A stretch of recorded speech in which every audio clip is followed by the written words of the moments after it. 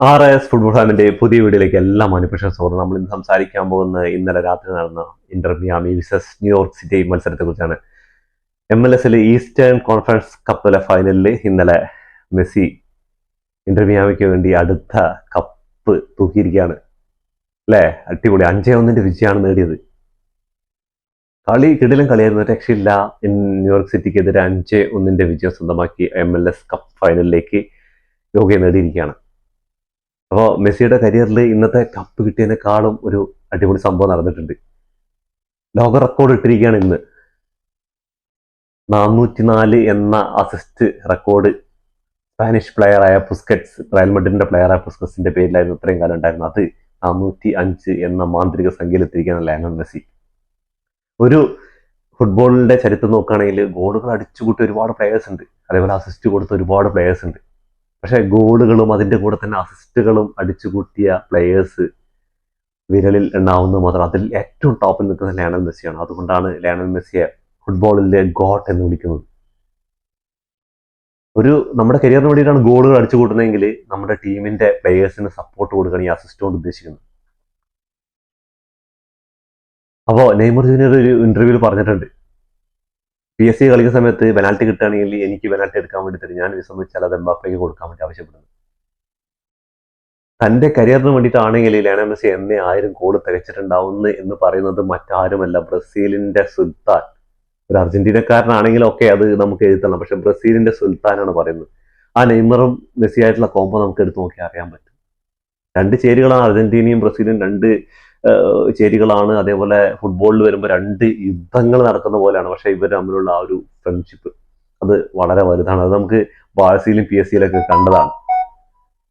അപ്പോൾ ഇന്റർ മിയാമിക്ക് വേണ്ടിയിട്ട് കുറെ കപ്പുകൾ, ഒന്നുമല്ലാത്തൊരു ക്ലബ്ബാണ്, എപ്പോഴോ കിടക്കണ്ടായിരുന്ന ഒരു ക്ലബിനെ ഈ ഒരു ലീഗിനെ തന്നെ ലോകത്തിൽ അറിയിക്കാൻ പറ്റിയത് മെസ്സിയുടെ ആ ഒരു ഇമ്പാക്ട് തന്നെയാണ്.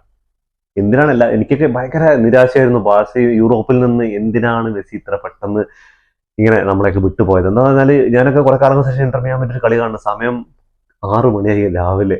ഇപ്പോഴായിരുന്നു വീഡിയോ ചെയ്യുന്നത്. ഇപ്പൊ ഇന്റർ മിയാമിന്റെ കളിയും കഴിഞ്ഞ് ബാഴ്സയുടെ വീഡിയോയും ചെയ്ത് ഇപ്പൊ അടുത്ത ഒരു ചെൽസി വിസസ് ആഴ്സണൽ വീഡിയോ ചെയ്തിട്ടാണ് ഈ ഇന്റർ മിയാമിന്റെ കളിയെ കുറിച്ച് ഒരുപാട് പറയാണ്ട്. ഞാൻ അതിക്കൊന്നും വരുന്നില്ല. എന്താ പറഞ്ഞാൽ അത് എന്തായാലും ഉറക്കം വരുന്നുണ്ട്. 6 മണിക്ക് രാവിലെ ഡ്യൂട്ടിക്ക് പോകേണ്ട കാര്യമുണ്ട്. അപ്പോൾ എനിക്ക് ഈ കളിയിലെ കുറച്ച് മുഹൂർത്തങ്ങൾ, ഇന്നത്തെ ആ അസിസ്റ്റിലും തന്റെ കൂട്ടുകാരനായ ജോഡി ആൽബയുടെ ആ ഒരു കാൽസ്പർശം ഉണ്ടായിരുന്നത്. ചങ്ങായിയാണ് ലയണൽ മെസ്സിക്ക് ബോക്സിലോട്ട് കൊടുത്ത അസിസ്റ്റാണ്. പക്ഷെ ആ ഒരു ബോള് ലെഫ്റ്റ് ഫുട്ട് കൊണ്ട് എടുക്കാൻ പറ്റാത്തൊരു ടൈമിൽ ആള് തിരിഞ്ഞ് റൈറ്റ് ഫുട്ട് കൊണ്ട് കൊടുക്കുകയാണ് അസിസ്റ്റ്.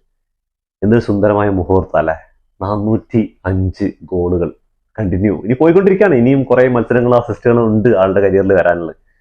അപ്പോൾ ഏറ്റവും കൂടുതൽ ഗോൾ കോൺട്രിബ്യൂഷൻ നേടി റെക്കോർഡ് ഇട്ടിരിക്കുകയാണ് ഇപ്പോഴും ആള്.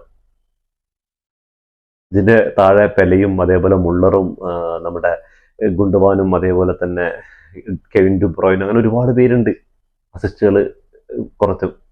അപ്പോൾ മെസ്സിയുടെ ഈ റെക്കോർഡ് ഒന്നും ഈ അടുത്ത കാലത്തൊന്നും ഇനി ആരും തകർക്കാനില്ല ഇപ്പൊ ജീവിച്ചിരിക്കുന്നത്.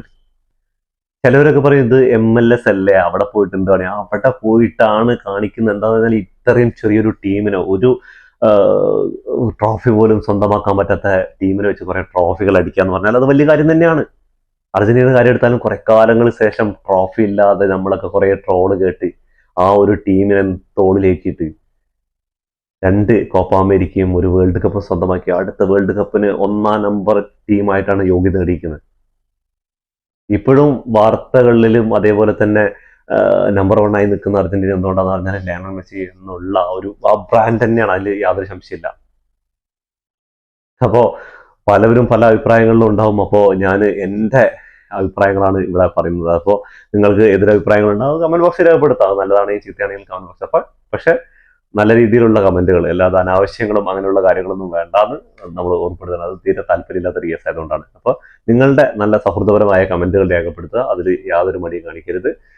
ഞാൻ ഇന്റർ മിയാമിയുടെ കളി അങ്ങനെ ഫോളോ ചെയ്യുന്ന ആളെന്നല്ല. എന്ന് പറഞ്ഞാൽ അതിരാവിലെയാണ് കളി നടക്കുന്നത്. കാരണം കാണാൻ പറ്റാത്തത് കൊണ്ട് തന്നെ നമ്മൾ കിടക്കുന്ന സമയത്തേക്കാണ് കളി നടക്കുന്നത്. 3 മണിക്ക് 4 മണിക്കൊക്കെയാണ് രാവിലെ കളി നടക്കുന്നത്. ആ സമയത്ത് 2 മണി 3 മണിയൊക്കെ ആവും കിടക്കുന്ന സമയത്ത്.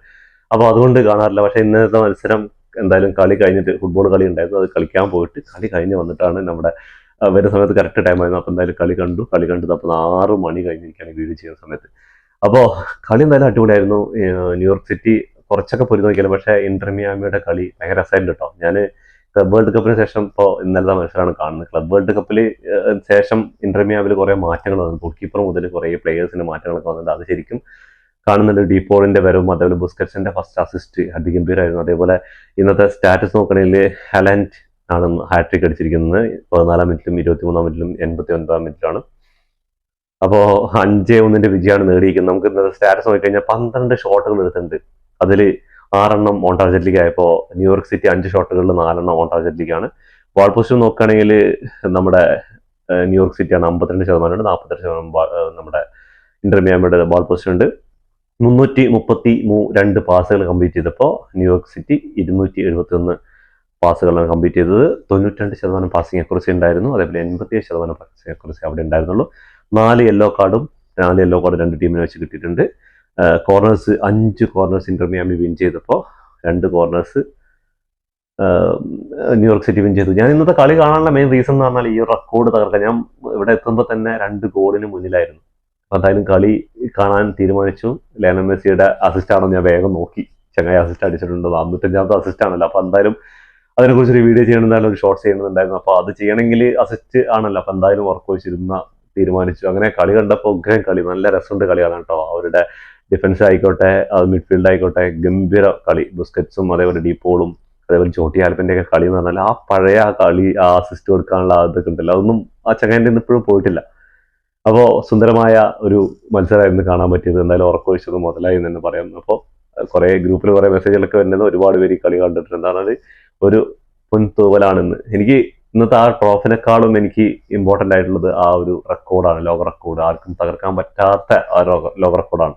അങ്ങനെ കുറെ റെക്കോർഡ് കൂടി ഞാൻ ഇട്ടിട്ടുണ്ട്. അപ്പൊ എന്തായാലും ഇതൊക്കെയാണ് ഇന്നത്തെ മത്സരത്തെ കുറിച്ച് പറയാനുള്ളത്. മത്സരത്തിലേക്ക് ഞാൻ അധികം പോയിട്ടില്ല. എനിക്ക് മെയിൻ ആയിട്ടുള്ള കാര്യങ്ങളൊക്കെയാണ് പറഞ്ഞത്. അപ്പൊ എന്തായാലും ഇതോടുകൂടി വീഡിയോ അവസാനിക്കുന്നു. ഫുട്ബോൾ ലോകത്തെ പുതിയ വിശേഷങ്ങളുമായി വീണ്ടും കാണാം. ഈ വീഡിയോ ഇഷ്ടപ്പെട്ടാൽ ലൈക്ക് ചെയ്യുക, ഷെയർ ചെയ്യുക, സബ്സ്ക്രൈബ് ചെയ്യുക.